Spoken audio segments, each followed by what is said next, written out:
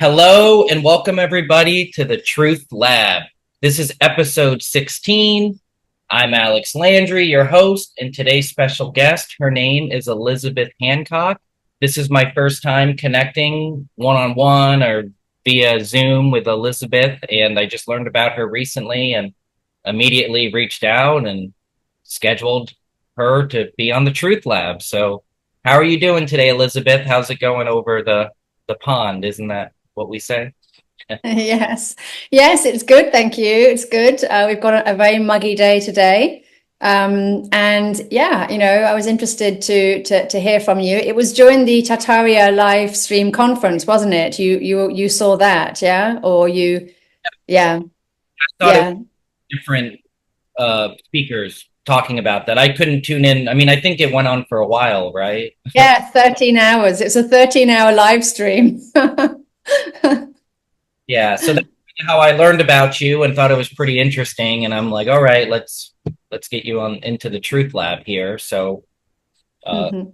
appreciate your time and appreciate your energy, and I look forward to you sharing your truth-seeking journey. We were kind of about to dive into how we all create reality as well. So I'm not sure if we should start with that or if you just want to start about your truth-seeking journey, if this is just how you've always been, Uh, Oh, well, well, yeah, I mean, let's dive straight into how we create our own reality. Because what I think I think it all sort of ties in the same, into the same thing, for me anyway. Human consciousness is creating everything, and we as a collective are creating everything. And I think we can look at this in layers upon layers upon layers. But I think one of the most interesting one of those layers that hit me yesterday was, oh my God, we've collectively created cancer, haven't we? We've collectively created everything. Now, our human consciousness has been hijacked and steered in a certain direction. There's no doubt about that. But I think with the knowledge that we have created this entire reality on behalf of some other people who have been trying to get us to create their reality, I think that is a huge amount of power and knowledge there, that we can uncreate this and we can create something better. And I think if people, or if we all understood how incredibly powerful humans are, I mean, we are not only energy sources, but we are manifestors of everything. That this reality that we're in is a reality of emotions. Emotions is driving everything. And the mind is driving energy. So energy we can see as emotions. The mind is driving everything. And it's our mind and our emotions that is creating this entire sort of world. And we can see, if you were watching one of the speakers from the Tartaria conference on my YouTube channel, Michelle Gibson, she talks a lot about the star forts and the ley lines. And she's given so much evidence, especially in America.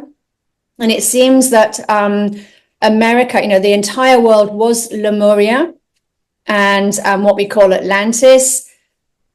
And it was probably invaded at some point by something, because you can see there's like melted buildings. The star forts have all been taken over, and people have called them places of war, like forts. Yeah.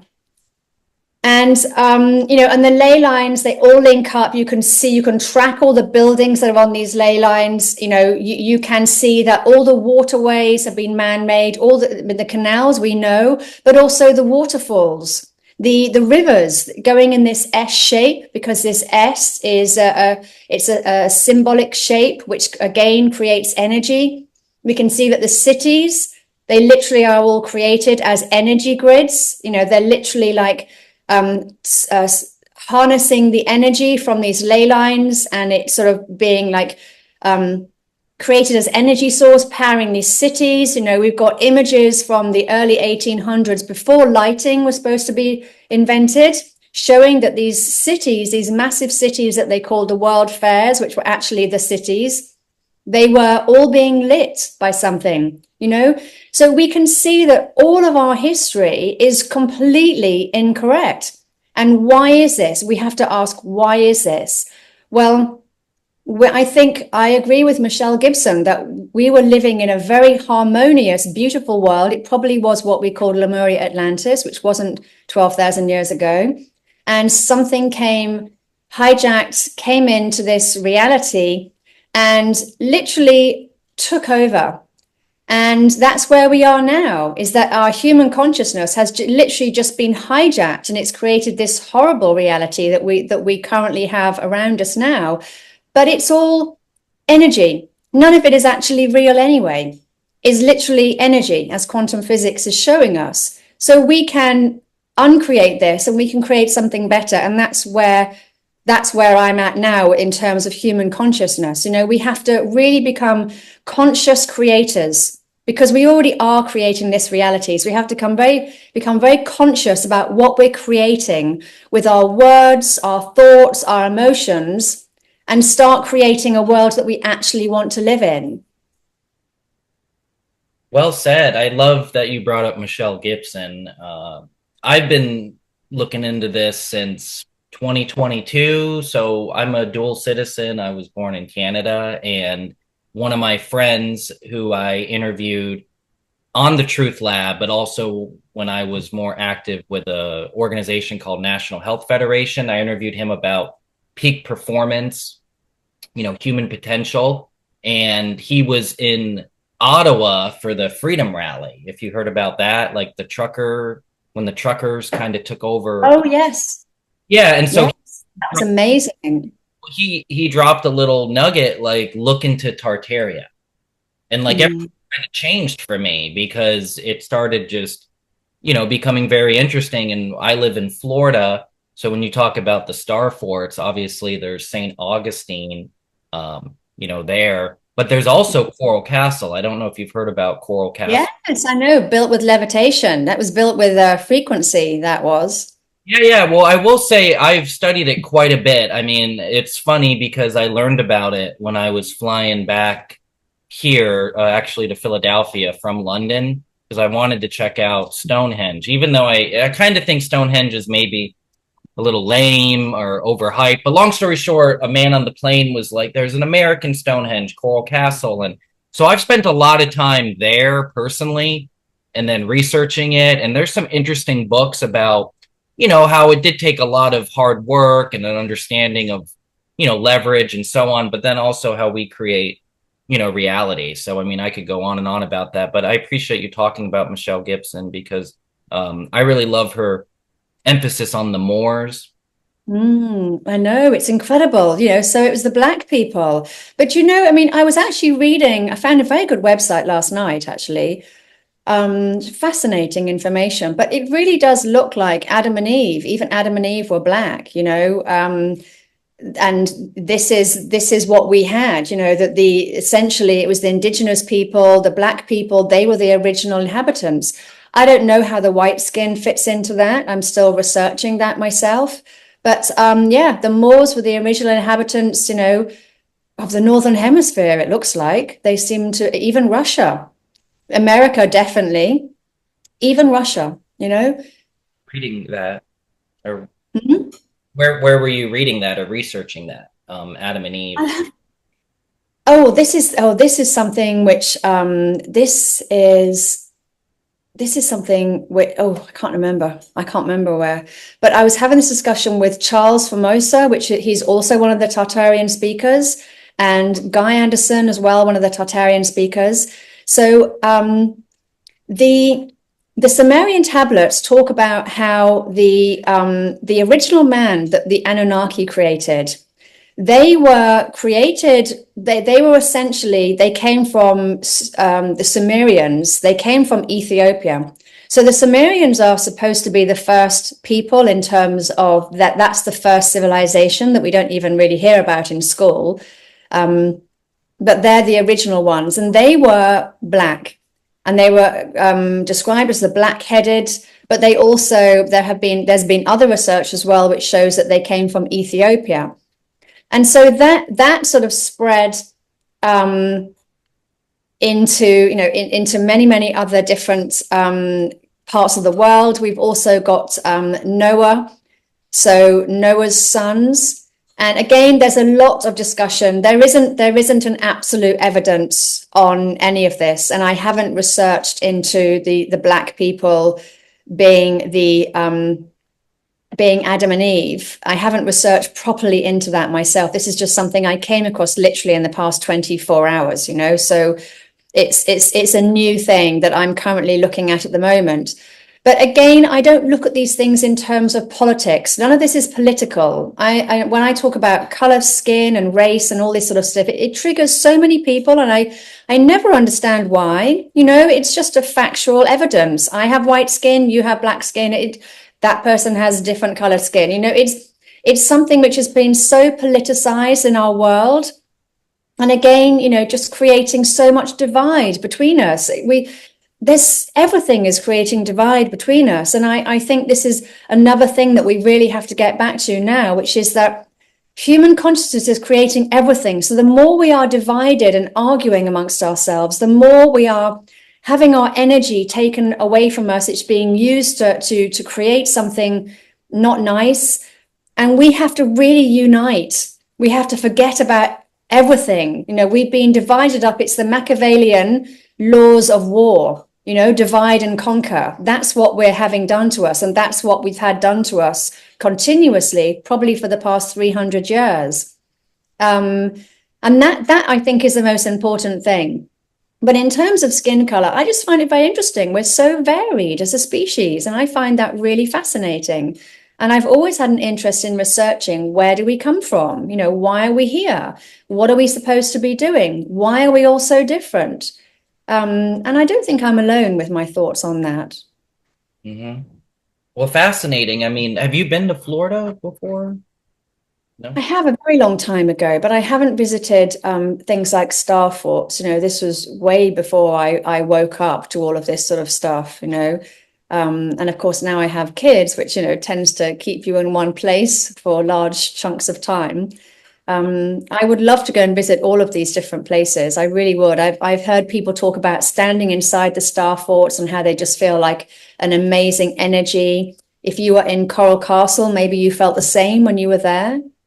Oh yeah, I mean Coral Castle, it's a combination because when I first went there was just a lot of serendipity, synchronicity. But then I found out after my first trip, because I actually found out that Freemasons, if you look into Freemasons, 33 degree, they go there as like an initiation. And so I had an interesting Freemason as a tour guide, and he claimed he spent most of his time scuba diving, looking for relics of Atlantis. And it was just an interesting experience. And he kind of left off saying, come back in a month because there'll be a meditation there that will coincide with meditations all across the world at other sacred megalithic sites to promote self-awareness, unity consciousness, world peace.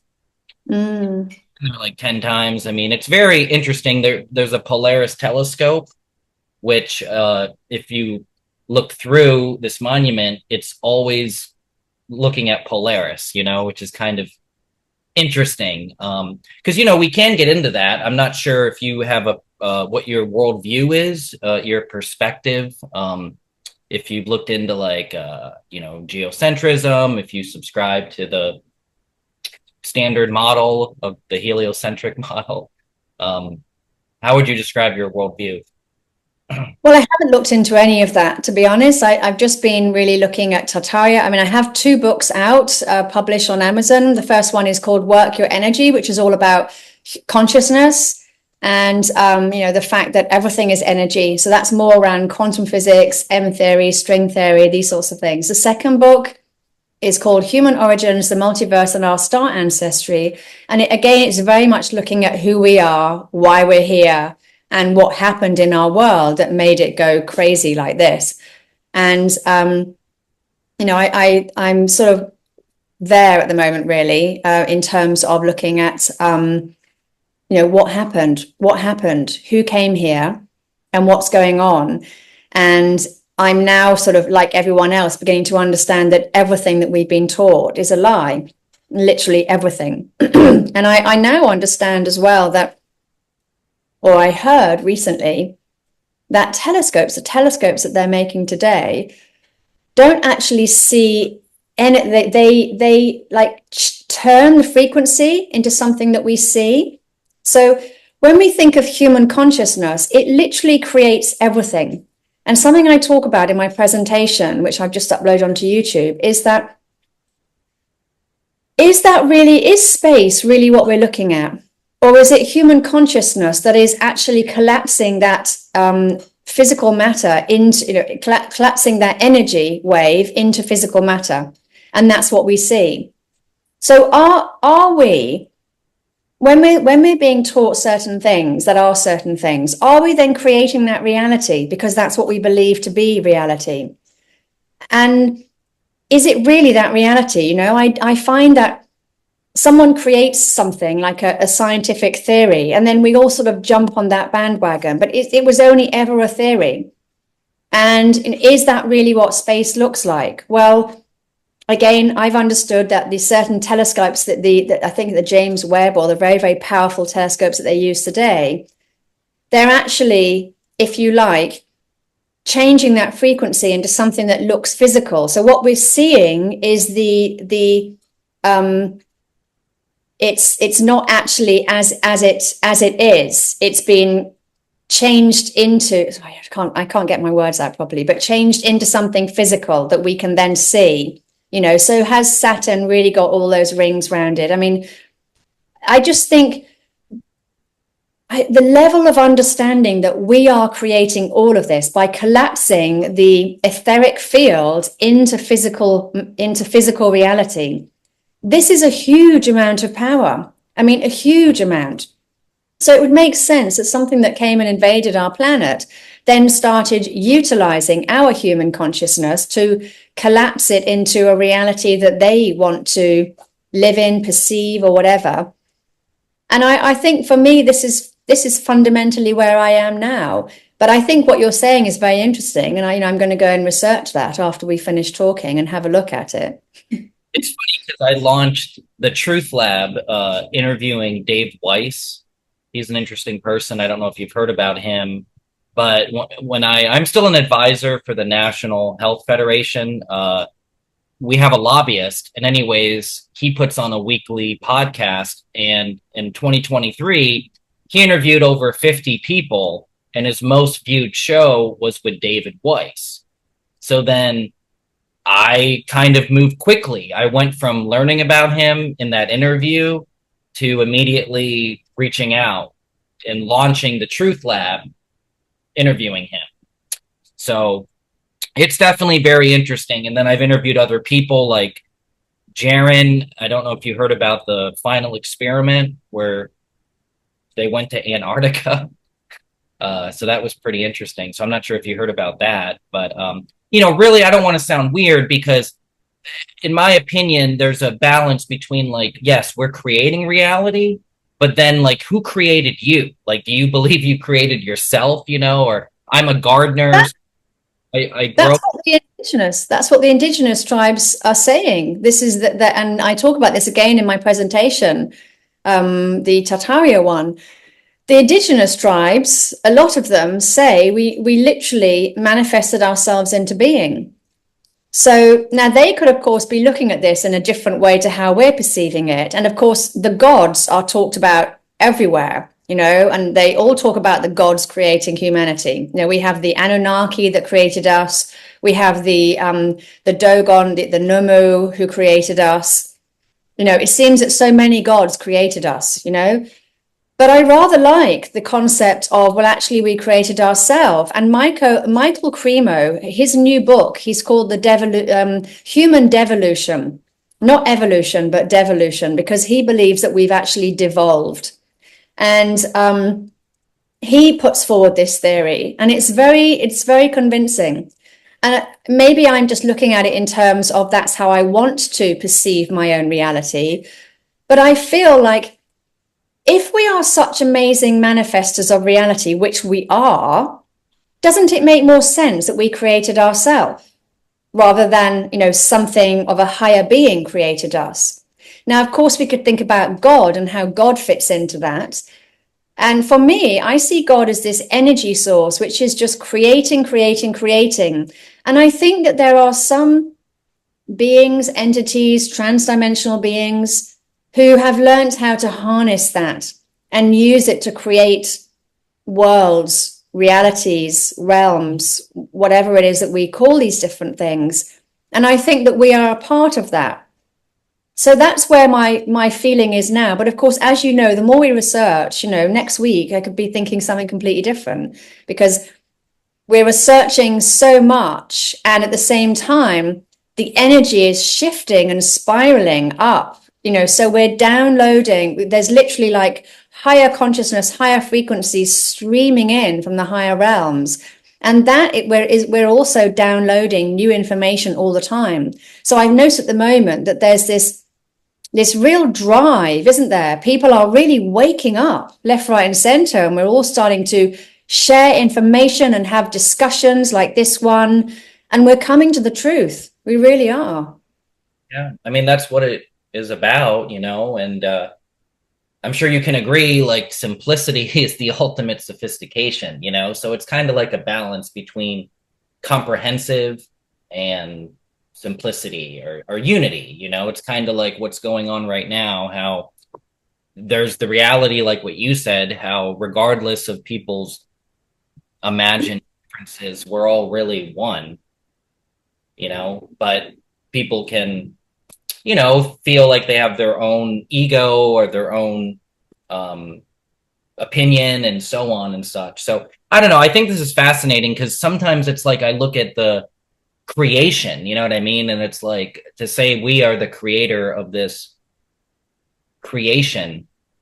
And sometimes to think like we're created in the image of the creator. So that's why we are a creator as well, but to really Yeah. just reflect, like you're the result of your parents to a certain extent, right? Like if your parents, didn't come together, you wouldn't be here. You have children, your children wouldn't be here if it wasn't, so there's an aspect of that, but we could view it like they're just vehicles. Like these bodies are vehicles that our energy is in. So like how is that energy created? So then I resonate with that like, yes, that energy that is, really truly operating these vehicles, energizing them, is that one with creating, and the creation, like one and the same. But I will say, I mean, I like to look at myself as a historian. So that's why Tartary has been very interesting for me, because, you talk about indigenous people, and it's kind of interesting to try to make sense of all of this,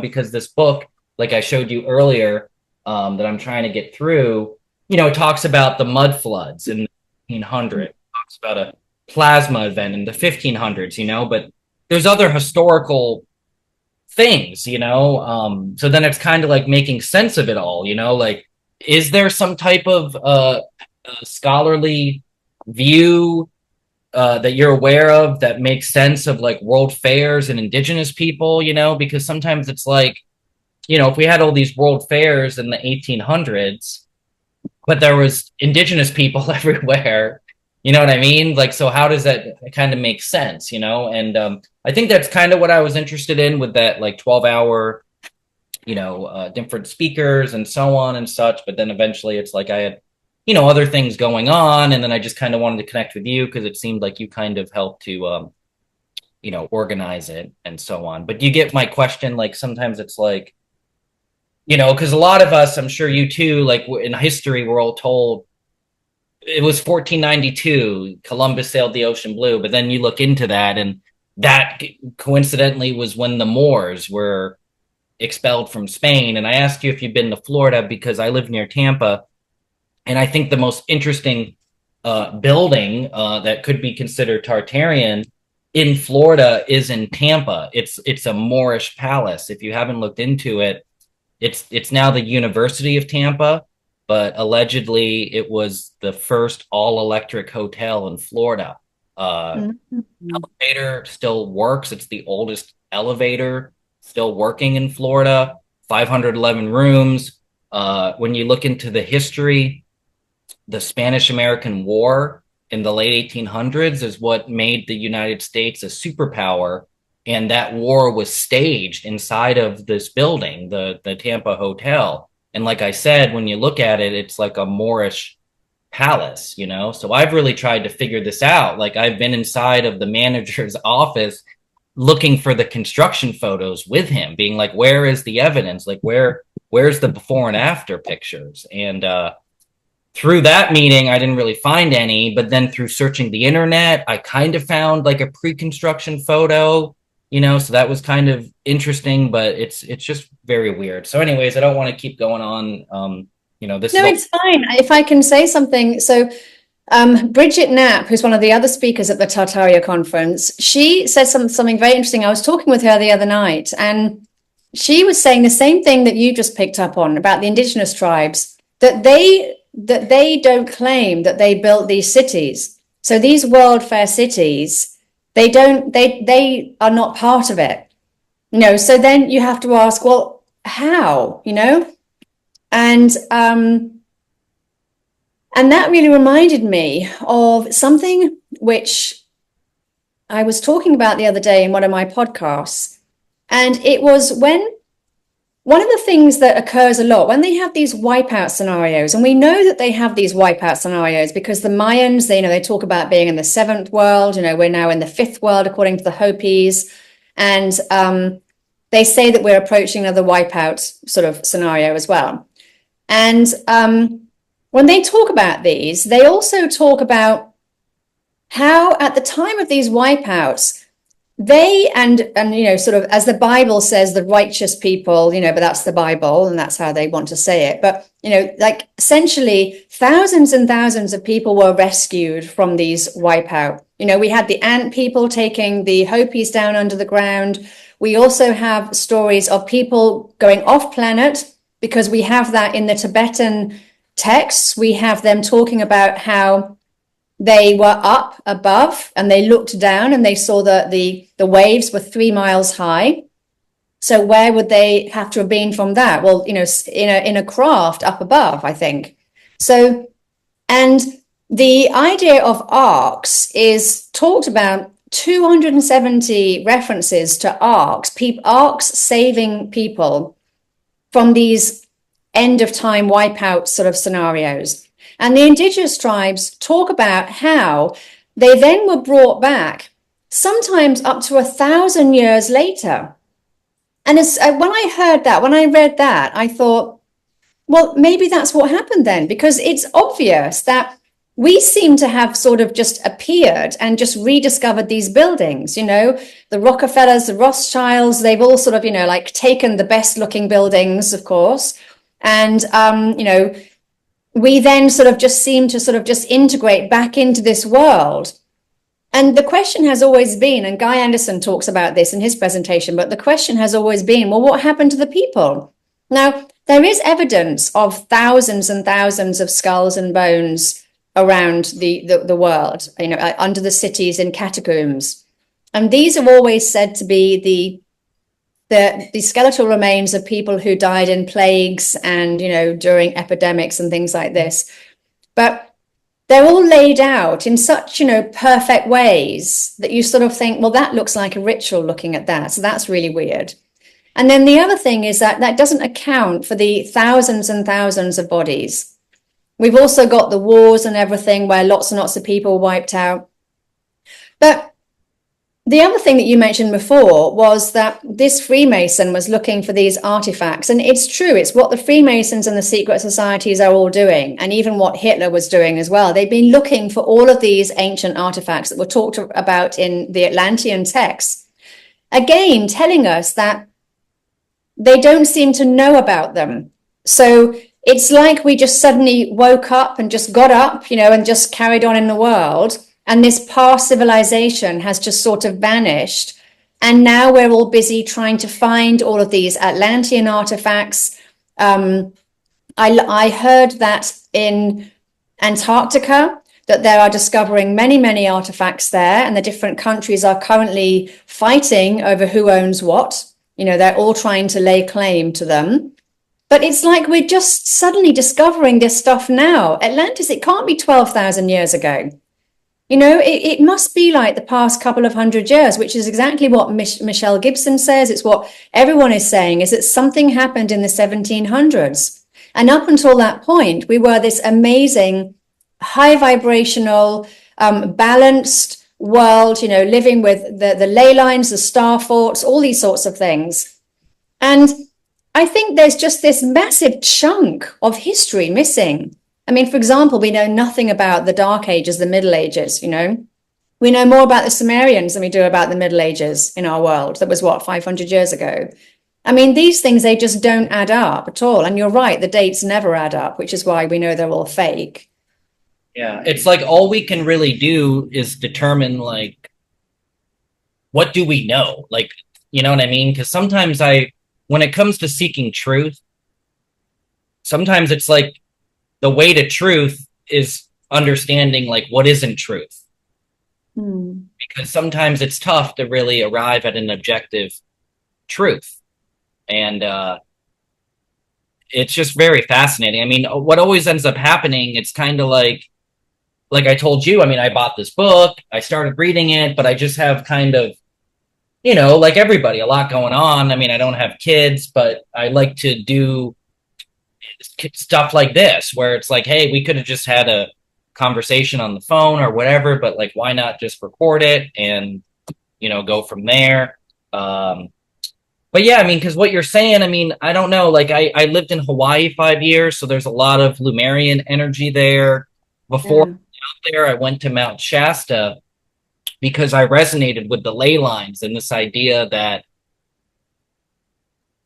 this realm is somewhat of like a hollow fractographic reflection, extension of us. So kind of like how we have chakras, energy portals inside of us, so does this realm. And like the idea that as people align this energy inside of them, they can actually go into this realm and align it too. So long story short, Mount Shasta, there's a lot of Lemurian energy there. Like if you look into that, I don't know if you've researched Mount Shasta, but people living there, like whether it's multidimensional, like in the underground or what, but it's from this Lemurian civilization. So it's very interesting, you know, to hear that. But, you know, it's like when I think about Atlantis a few hundred years ago, it's kind of like, well, you know, there's stuff that like we have to question everything, but we can kind of say like there were certain things going on in the 1800s, even though certain things don't really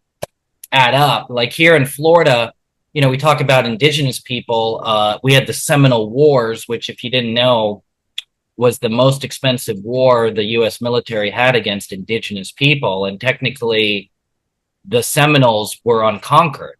Now they're one of the wealthiest tribes because they have casinos. So their most lucrative casino is in Tampa. It's called the Hard Rock. And so I could go on, but that history is kind of like right where I am. And like when I lived in Hawaii, through the National Tropical Botanical Gardens, I became a docent and I had to study the whole history of Hawaii. And it kind of got me interested in history in general.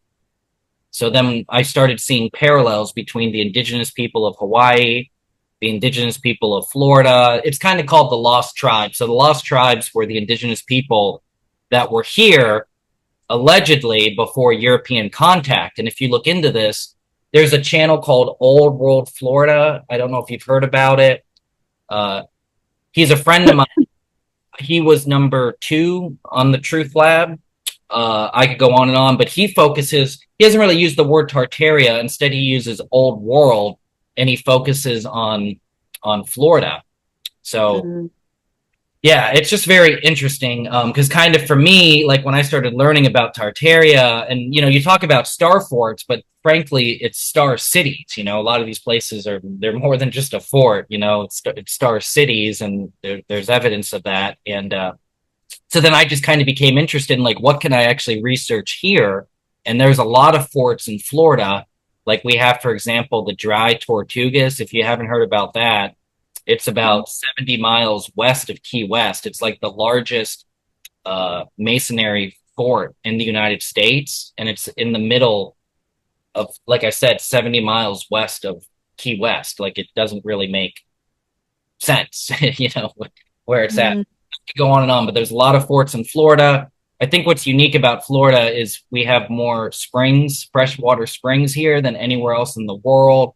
And there's definitely a magical, connection to that, and so on. So kind of like my background, I love fresh water and the waterfalls and Yeah, and Michelle Gibson is saying that those are man-made, that they were created, to for this energy source, that literally the entire planet is sort of just one massive energy generator.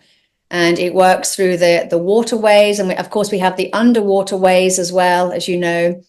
I do think that this realm is multidimensional because it's the only thing that makes any sense. And I always find with myself as well, as soon as I think in one-dimensional terms, it's like I feel limited. As soon as I think in multidimensional terms, I feel more able to grasp more information. And I think the Earth is covered in portals as well, and going off to other worlds, other realms, whether that's what we call space or whether it's beyond the ice wall. I don't really know, and I don't think it really matters, to be honest. But I think that this entire multiverse, it's just a massive sort of complex web. And it's all made of energy at the end of the day.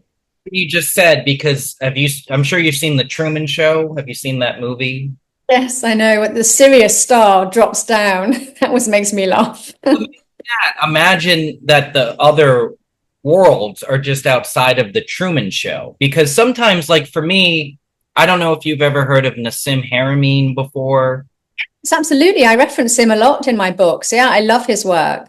Yeah, so I worked with him in Hawaii at his residence project. And, to be honest, I kind of feel like I'm just so grateful because one of my close friends kind of tried to wake me up to this in like 2018, maybe 2017. That space is fake, basically. When you look into World War II, there's some very interesting things going on there in World War I, but then the creation of NASA and how Walt Disney and Warren von Bern were very close, and that NASA is basically just full of cartoons. And it's the idea, like you're saying, we create reality. So it hijacks people's imagination because so many people through Star Wars and Star Trek and, there's a robot on Mars. Oh, the Voyager has reached the end of the solar system. You know what I mean? Like they're like going into nothing. Like we could actually call it delusion, and being delusional is interesting. Like I like to think I'm optimistically delusional, you know what I mean, where I'm just very optimistic. But I will say, like, it's just crazy because to have that view that Nassim has about the earth hurling through space, and I mean, it's just kind of crazy because we are spiritual beings. You talk about we have an internal GPS. It's like you can ask just about anybody, like, do you feel the earth moving? And like it's kind of sad how sometimes we were all brainwashed this at an age when we couldn't really critically think. And there's something called the Copernican principle, which is a way to make us all feel somewhat nihilistic.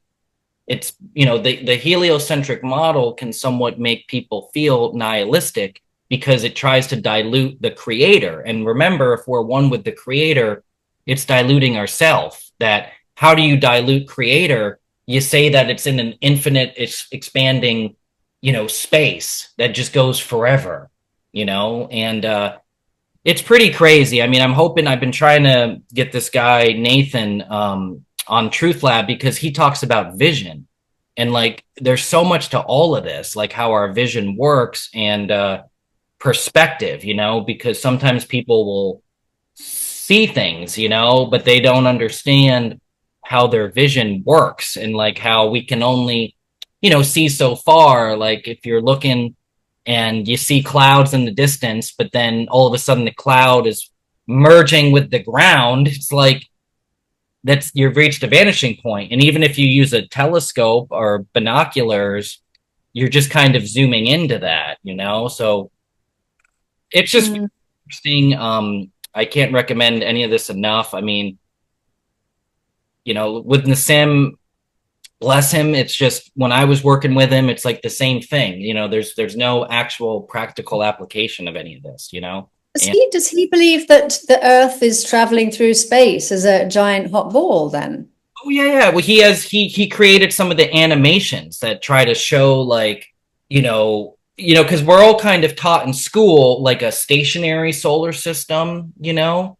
Obviously the sun in the middle, but it's kind of like stationary. Where then he kind of promoted like a vortex, you know, like the sun is just hurling through space and all the planets are spiraling behind it. And as the sun is hurling, you know, the whole Milky Way is also hurling, you know, and it's just, in my opinion, it's just really interesting because sometimes it's so common to like look up at the sun to just be like, does somebody actually believe it's 93 million miles away? I mean, I'm not trying to get into this. It's just remember our subject here is truth.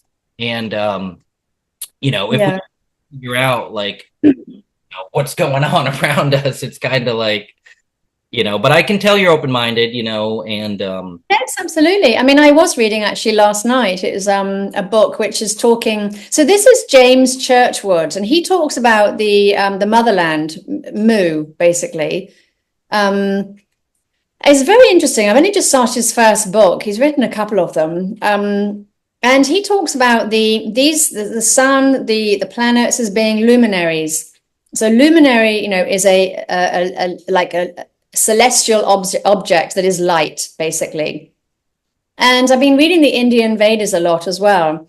And I really think, yeah, that, all of this is just fake. Whether it's being created as a firmament, which is talked about in so many different, the Nag Hammadi text, the Bible, whether it was created as a firmament in order for us to experience a physical reality and something hacked it, who knows? Or whether, it is that this is really what reality is. I don't know which one it is, but I think that these planets are not planets. The sun, I think, is made of plasma. I think everything is plasma, actually. And because plasma, it exists in four states of matter, which then that creates everything.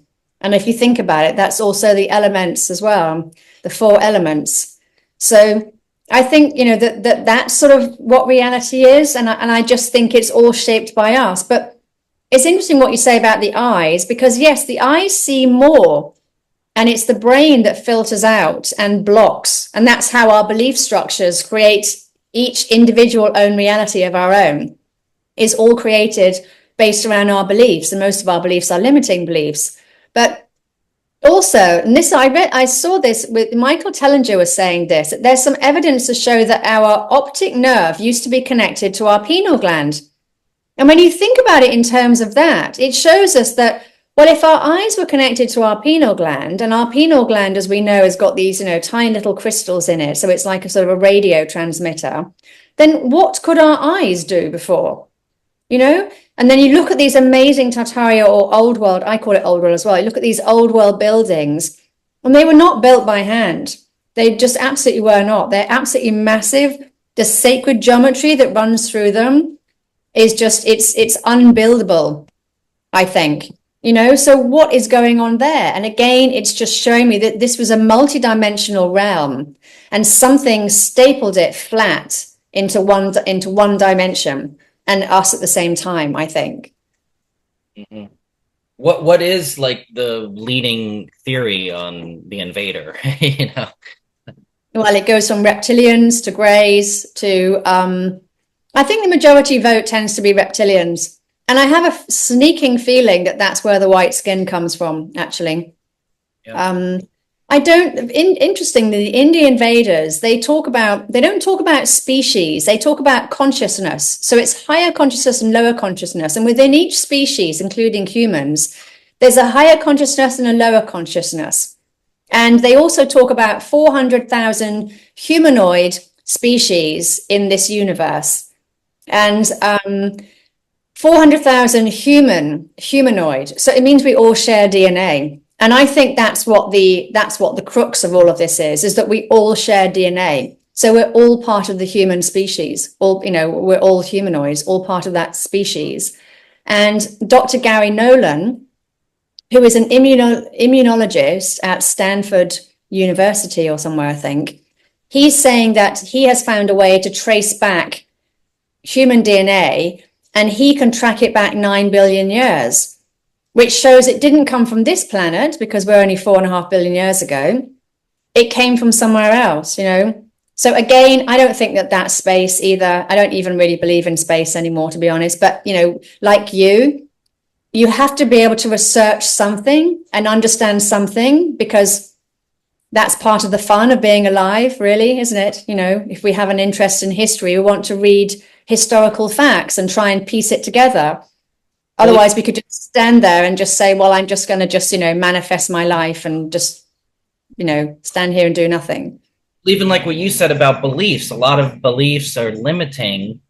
So kind of my quest is just to perceive reality as it is. Yeah. And to have like, I mean, for lack of better words, like our consciousness out of the way, like reality is reality. But what's weird is like, it's kind of intertwined with like the creator and the creation are one, So it's kind of like, for the creation to be objective, but then the creator needs to be objective too, So it's kind of interesting, but that's been my interest. If you know about the Thrive film, Foster Gamble, I was part of his like monthly Zoom. I don't know if you know about. Have you seen Thrive? There was Thrive 1 and 2. I do know what you mean, and I haven't seen it. No, I haven't seen it, but I will. The first in 2011, Thrive. I mean, it really kind of helped. I mean, it's almost 3 hours long. Obviously, my favorite is solutions, and so it talks about solutions, like trying to transition into a thriving society or thriving societies. But anyways, trying to think why I just brought up Thrive. What were you just saying a moment ago? So you were talking about practical solutions, and and I know that you're quite big on physical reality. So you just want to sort of be able to just live in physical reality. I've talks about worldview, how if we think about all the sectors of human endeavor, the most important is our worldview. So kind of when some people say our greatest asset is our mind and our knowledge, or our ability to even if everything's taken away from us, no one can really take away our knowledge and our skills. So it's kind of the goal, like you're saying, of constant research, but to have an accurate and comprehensive worldview. It's kind of been a passion. A big reason of starting the TruthLab is connecting with other truth seekers, kind of hearing about their truth seeking journey. I mean, we're kind of getting to the end here. I guess I am kind of curious, what was the catalyst for you? What kind of woke you up, or, what was in an instant, or was it a progression? Both? Yeah, it was actually my mom died. So my mom died about 12 years ago. And for the first year, I was just talking to her, as you do, I just thought it was just a normal part of just grieving, that I was just talking to her. And she used to reply back to me, which of course made me feel much, much better. And then one day my sister was coming to visit, and I asked if she had a message from my sister. And she, I heard this message in my head. So I said this to my sister. And it was just so profound for her, really profound. And it actually helped her in a very therapeutic way. And I just then began researching it. And I was thinking, oh, my God, am I actually speaking to my mom? And I started researching it, and that's how the culmination of that research is my first book. And I talk about that, my daughter at the same time, she was talking about her past life. She was seeing like beings and things in the house, and went on for like 2 years. And so I really started researching it. And I think that connecting with my mum for a year, it allowed me to use a different part of my brain that we're not really using on a day-to-day basis. And I think it shifted something inside me, and that woke me up, I think. Because ever since then, I've been researching all of this stuff, You and said it that comes in layers. 12 years ago? Yeah, 12 years ago now. And it comes, So, yeah, like the more you research, and of course, like Michelle, I use my intuition to be able to navigate, what to look at, what to look for, and sort of the synchronicities, like we meet certain people at certain times, and we get sort of certain information coming through, and we feel like like called to read a certain book at a certain time, and that gives us another layer of information. So I'm quite etheric, really. I prefer looking at the world in a more etheric way, because I find physical reality to be ever so dull and ever so boring. But maybe that's just because of where I am now in my life. If I could go and travel to Hawaii and travel the world and all these sorts of things, it'd probably be a lot more interesting. But so for me at the moment, it's all about more the etheric stuff, and and researching the mysteries and these sorts of things to try and understand more about what actually is happening in our world. Why are we here? What's the point of all of this? well, in my opinion, a big point of it is to transition into permaculture. Have you heard of permaculture before? I have, yes. And I'm a big fan of these things, of new ways of doing things. Yeah. So permaculture, I've been into since 2012. It kind of brought me to Kauai because we learned that our best teacher is nature, the creation. Mhm. So I went to Kauai, the least commercially developed Hawaiian island, and to learn, from nature. And so thanks to Foster Gamble, all of his truth seeking has culminated to volunteerism. I don't know if you've heard of that, volunteerism. It's kind of the notch above libertarianism. So a libertarian wants the smallest possible government, because government in Latin means mind control. And like you said, I mean, a lot of these old world buildings have been hijacked by government or the shadow forces. And obviously, if we know about the Rockefellers and the Rothschilds, they're nothing, because the real, people behind it we don't know about, or whatever is going on.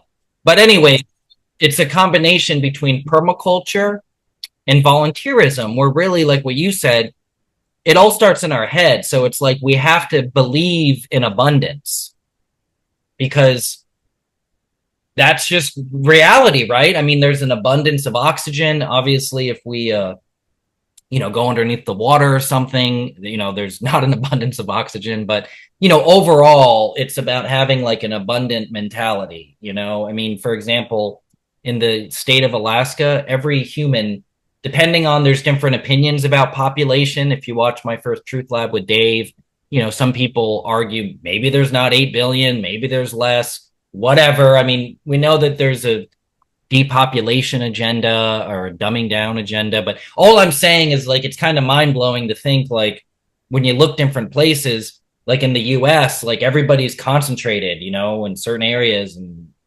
anyways, I could go on and on, but permaculture is about how we have a harmonious culture, thriving with nature. And, there's a way to come back to like all of this. And, so anyways, that's part of what I'm seeing is as we Yeah. train small Can I government. just add something to that? And so that is something I talk about in the final slide of my presentation on the Tartaria conference, is the concept of natural law, which used to be called God's law. And it's the natural law that we used to actually run by until, these corrupt laws, the maritime law, the other law I always forget begins with C. these laws were then brought in. But natural law, common law, yeah. Natural law is the original law. And so what I'm now advocating is we get back to that. It's a legal system. It supersedes the maritime and common law because it's the original law. And it's one which essentially revolves around us being decent and moral people because we don't need law enforcement. We can actually guide ourselves using our intuition, which is our internal GPS system. So that actually fits quite well with what you're talking about there. So we can still have a legal system, to sort out quarrels and things, but we don't have to have this corrupt system, which has become more and more and more corrupt. We can actually revert back to natural law or God's law, which is a legal system, a legal law that we can use.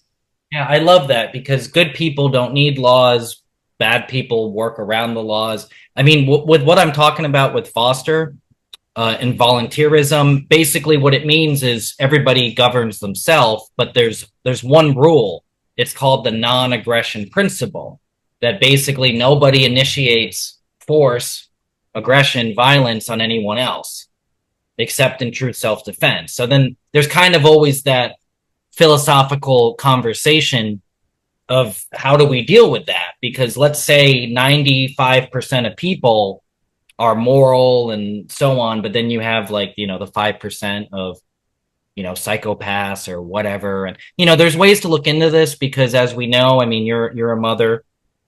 Children are born innocent and, full of love. And so when we look at even crazy examples like a serial killer, what happened? They were once a baby that unfortunately, when they were a baby or a child, they were abused, and then brain damage or something happens and then they abuse others. So you get what I'm saying. So it's not like rocket science to like solve this, as a species, because at the end of the day, that's what we are. We're one human family here. So I want to respect your time.